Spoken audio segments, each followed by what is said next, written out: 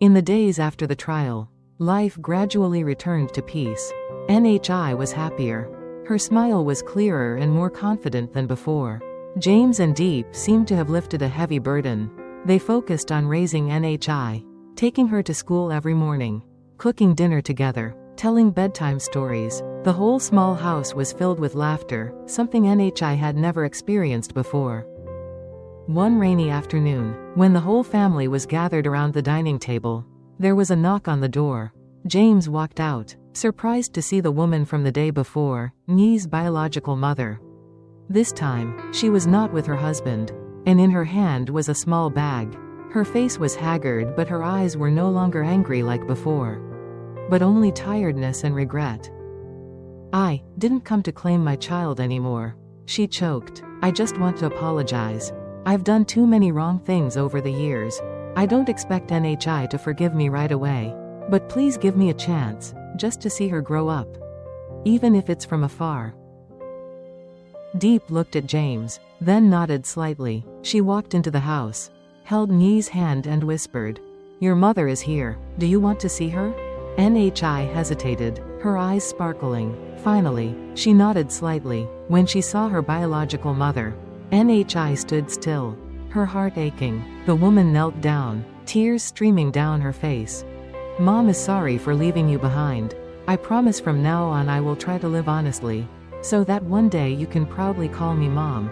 The atmosphere was so quiet it was choking. Nhi bit her lip, tears falling. She took a step forward, softly saying, "I will not forget the days I cried alone, but I also do not want to hate you forever. I forgive you." The woman burst into tears, hugging her daughter tightly. James and Diep stood silently watching, suddenly feeling relieved. They knew that this moment was the first step to help Nhi heal the deepest wound in her heart.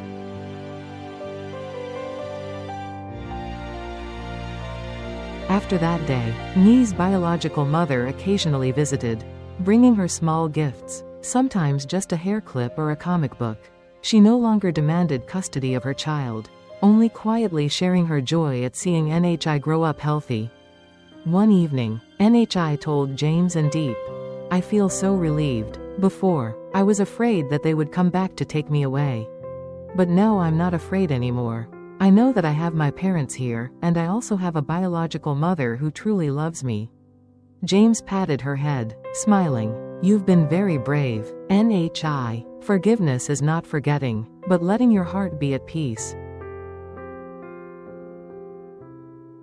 Outside, the rain had stopped. The moonlight shone down on the porch, softly shining. In the small house, Nhi sat between James and Diep, clearly feeling that the past was no longer a haunting thing.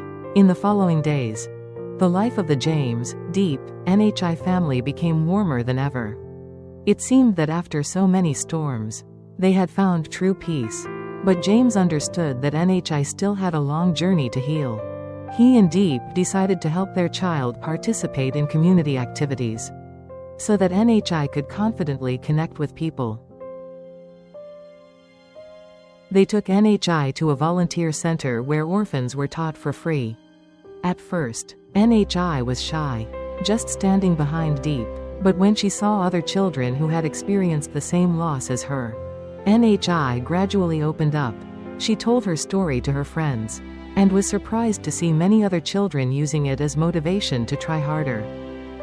One day, when returning home from volunteering, Nhi whispered to James and Diep, "I want to become a teacher in the future, to help children like me have hope."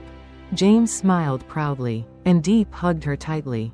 They knew this dream was a sign that Nhi had overcome the pain and started thinking about the future.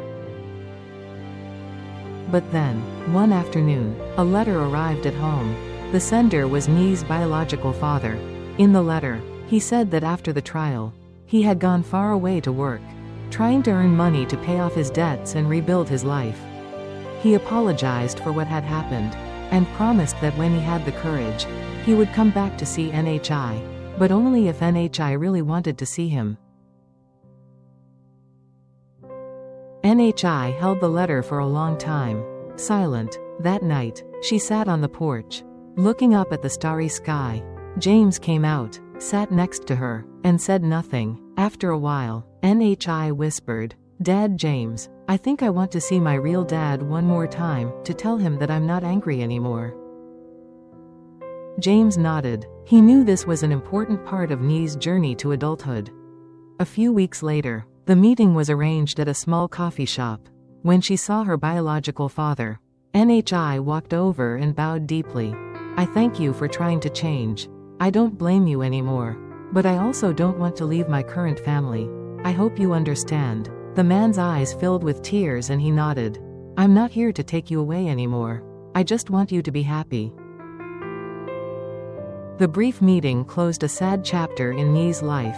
When they parted, NHI smiled with relief, a full smile, no longer hiding her fear. That night, the whole family had dinner together, the candlelight flickering on the table. James looked at NHI, then said, You are proof that no matter how difficult the past is, people can still choose to stand up and live well." NHI held James and Diep's hands, whispering, "Thanks to my parents, I have the courage today." Laughter rang out, fading into the night. Outside, the moon was shining brightly.